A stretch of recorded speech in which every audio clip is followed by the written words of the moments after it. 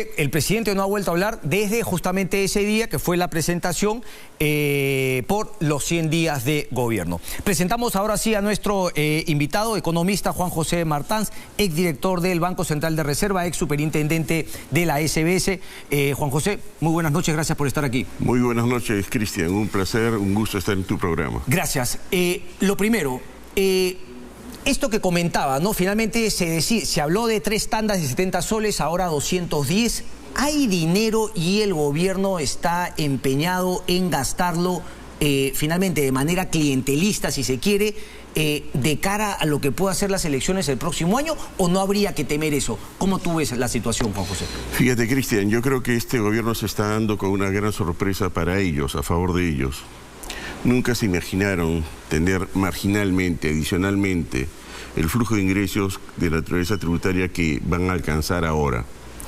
La razón es variopinta, pero básicamente va a haber más ingresos a nivel erario nacional por efecto del incremento del precio de los minerales. El precio del cobre en los últimos 18 meses se ha incrementado casi 56%. El precio internacional del zinc, 42%, el precio internacional de la plata, 30%, y el oro, 14%. Esto es increíble. Estamos hablando que solamente por ese hecho, el Estado va a recaudar entre 3.000 y 4.000 millones de dólares más de lo que usualmente recaudaba. Ok. Bien, ese es punto 1. Punto 2.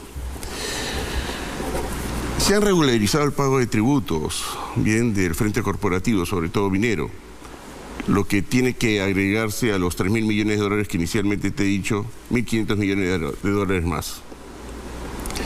El ministro Franque tiene la intención de incorporar, por efecto de su reforma tributaria, 3.000 millones de dólares adicionales.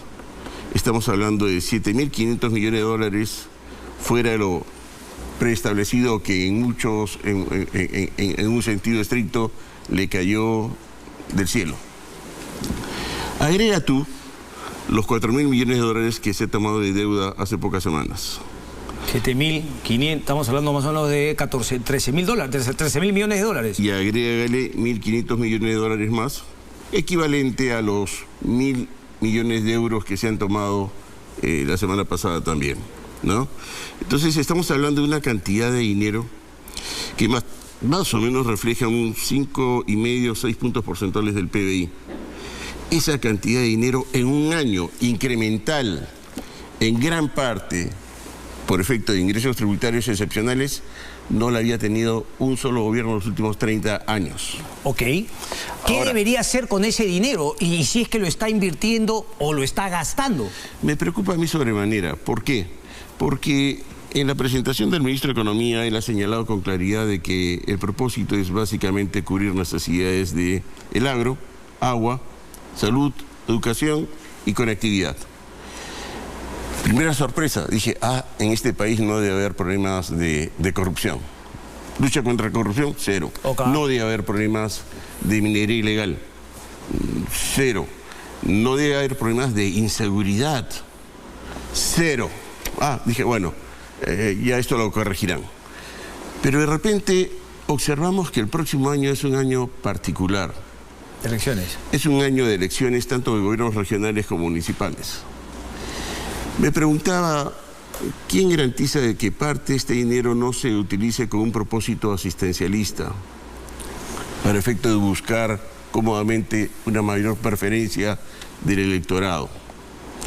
Esto es gravísimo, porque ingresos tributarios no deben ser utilizados con ese propósito. Esto es gravísimo porque existen otras prioridades. Esto explica, por ejemplo, Cristian, ¿por qué el anuncio de 70 soles ahora se da en el lujo de 210? ¿Por qué de un solo porrazo? Esa es una pregunta que habría que planteársela al presidente y al ministro de Economía, pero la verdad es que no creo que paren con esos 210. Deberían ya estar preparando también una suerte de anuncios para el sector salud, anuncios para el sector educación, anuncios para el sector de uniformados, porque dinero van a tener. Como en este país, bien, no hay un adecuado proceso de seguimiento, de rendimiento de cuentas, Lo que podríamos esperar es que la verdad en el próximo proceso electoral estén con el único propósito de utilizar parte de este dinero para efectos de buscar que consolidarse políticamente en el poder. Esto, yo no digo, es así. Esto es una posibilidad. Y esto lo va a tener que aclarar el presidente de la República con entrevistas o sin entrevistas, porque él es el jefe de Estado, él es el responsable de lo que se hace acá. Y el ministro de Economía también. Es muy delicado lo que está pasando. Yo siento que de un lado se dice reforma tributaria, sí, voy a pedir el consejo del Fondo Monetario Internacional. El Fondo Monetario Internacional todavía no se ha pronunciado y ya presentaron una reforma tributaria, cuando lo esencial era esperar el consejo del Fondo Monetario y ahí solicitar una suerte de reforma tributaria. Quiero ir a la reforma tributaria, pero antes, ¿no?, el tema con el cual habías arrancado. Es decir, ¿cómo sí se gastaría bien ese dinero? Porque uno podría decir, bueno, estamos saliendo de una pandemia, hay gente que necesita finalmente dinero. Claro, lo que no sabemos es que se va a llegar a esa gente que más lo necesita, o finalmente, como tú dices, vas a hacer asistencialismo con fines electorales. Pero, por ejemplo, subirle el sueldo a maestros, a enfermeras, etcétera. Digamos, eso no es lo correcto que debería hacer el gobierno si es que tiene estos dineros excepcionales. Y por el otro lado, si es que todo este dinero que les ha llegado, como tú dices, casi del cielo, está también quitándoles el enfoque de promover la inversión privada que todavía no se recupera. Es correcto. Falta de confianza, no hay inversión privada, tenemos dinero y nuevamente podríamos perder una excelente oportunidad como para remontar la desaceleración en la expansión del PBI que vamos a vivir el próximo año. ¿Cómo lo harías con este dinero que está entrando sin caer en este asistencialismo? Fíjate, ve. Yo lo que siento es que las remuneraciones o los bonos tienen que ser consultados con el Consejo Nacional del Trabajo. Uno. Dos, lo que siento es que en este país no existen prioridades. El Estado es ineficiente. Viene una administración y pone un conjunto de funcionarios cuyos méritos y competencias son de lo peor. ¿A ellos se les va a dar estos miles de millones de dólares para que los gasten? Tenemos una organización gubernamental que es un desastre en términos de descentralización. 25 gobiernos regionales, 22 de los presidentes de gobiernos regionales ya están o a puertas de ir a la cárcel o en procesos de carácter judicial por corrupción. Entonces, ¿a qué me lleva a pensar esto? Que no existe la base de la calidad de Estado que necesitamos como para realmente canalizar apropiadamente estos recursos. Me hablas un poco de la corrupción y de la incapacidad del Estado, es decir, si la cañería estaba rota, sabes que el agua que le pongas a esa cañería finalmente no va a llegar a su destino final y se va a quedar en manos de la corrupción. ¿Te parece que esa es una cosa lógica que va a suceder con esos 7.500 millones o más que le ha entrado a este gobierno? Este gobierno, particularmente capacidad de gasto, ordenado, inteligente, no lo tiene, ¿de acuerdo? No solamente es un tema de capacidad de gestión, es un tema de organización. En Perú tenemos 19 ministerios, se quiere crear uno más, 20, ¿de acuerdo? En Alemania, bien, 5 ministerios. Y el Estado funciona perfectamente. Ah, pero claro, es el populismo acá, ministerio de esto. Es que lo que te quiero decir y llamar la atención es que un gobierno serio debe emprender progresivamente, inteligentemente, una reorganización de su Estado, del Estado de acá. Eso no se ha planteado. Para ellos no es una prioridad seguir trabajando con un Estado que en lugar de contribuir al proceso de generación de riqueza y valor para todos los peruanos, es un estorbo. Buen punto, no hay ninguna reforma al respecto. Entonces, correcto, ese punto debería esclarecerse. Segundo, el Plan Nacional de Infraestructura y Competitividad 2019 se anuncia con bombos y platillos. Leo el último informe de COMEX, se ha avanzado en menos de la tercera parte. Estamos hablando de una cantidad importante de dinero, ya más de 300.000 millones de soles. Bien, y volvemos a lo mismo. No tenemos cómo generar un apropiado rendimiento de cuentas de esta gente. Tú cuando entras a una empresa, trabajas y sales de la empresa, rindes cuentas al gerente general, al directorio, sí, a los accionistas. En esta empresa, la más importante del país, que se llama Perú, sus gestores no le rinden cuentas a nadie. Pueden haber hecho malas cosas, sigue igual la cosa. Van a juicio la Fiscalía, el Poder Judicial, que tiene grandes bemoles también. Entonces, ¿qué es lo que tenemos que hacer acá? El Plan Nacional de Infraestructura hay que consensuarlo y no lo debe paralizar nadie. La reforma del Estado hay que hacerla de manera progresiva, pero inteligente. Ya, si no se arreglan esos dos elementos, la inversión no necesariamente va a llegar. Agrégale tú la cerecita. La cerecita es la falta de confianza, la crisis de confianza que existe sobre la actual administración gubernamental y la insistencia de la reforma integral de la Constitución.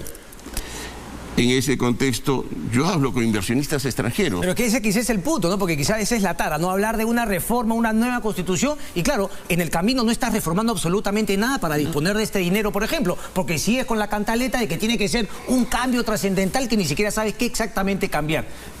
Es correcto, Cristian. Yo creo que tenemos que buscar que enrutar nuevamente al Estado.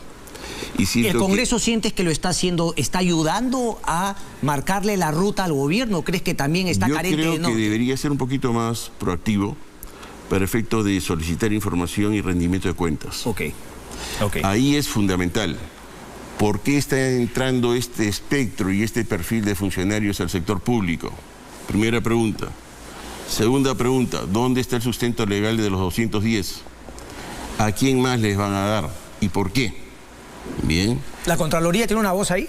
La Contraloría tiene una voz, evidentemente. Respecto de la entrega del dinero. Identifica el problema, pasa a la Fiscalía, pasa al Poder Judicial, pasa al Ejecutivo y no pasa nada. Entonces, ese es el tema que más allá de izquierda o derecha, indigna al peruano.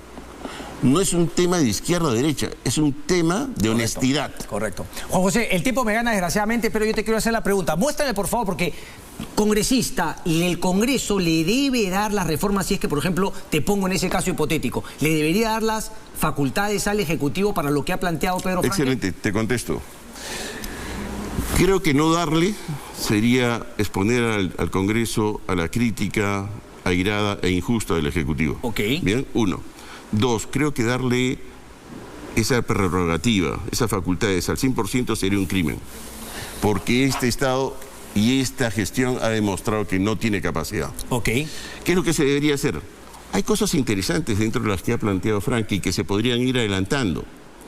Bien, el proceso de simplificación tributaria para las microempresas. Hoy ya tenemos 3 regímenes, el RUS, el RER y el MIPE tributario. Con eso se arbitra, con eso se elude, es un desastre. Y creo yo que está bien encaminada la posición del ministro de Economía para poner orden ahí. Pero para eso no necesita facultades. Hay puntos así, medulares, muy interesantes, ¿no? El tema del mayor tributo a lo que es propiamente las casas de juego. Estoy de acuerdo también con ello. Pero nuevamente siempre esa visión maximalista, no dame facultades, no necesita facultades. Y no necesitas una nueva constitución. Una reforma tributaria, ¿ya?, para efecto de buscar fortalecer los ingresos tributarios, me parece correcta, pero se tiene que plantear de manera integral, coherente, con objetivos de corto, mediano o largo plazo, y se tiene que plantear en un contexto donde realmente haya una necesidad de urgencia de recursos.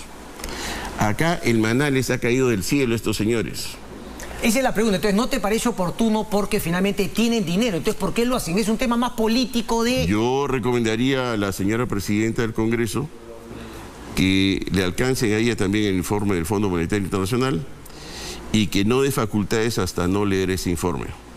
Y que por lo pronto, en el corto plazo, que las urgencias ligadas a los regímenes asociados al sector MIPE se vayan adelantando. Pero para eso no necesito yo darle facultades y carta blanca al 100%. Solamente dos minutitos, Juan José, el tiempo me gana, pero por ejemplo, ¿no?, en la reforma tributaria se ha hablado de los ventas de inmuebles que subiría hasta 10%, ¿no?, el ingreso por alquileres hasta 10%, pero siempre Pedro Franque dice, pero no se preocupen, esto solamente va a agarrar seguramente a esos que hace que le pique el ojo cuando tienen un auto de lujo, pero esto ¿a quiénes va a impactar si es que finalmente se diera?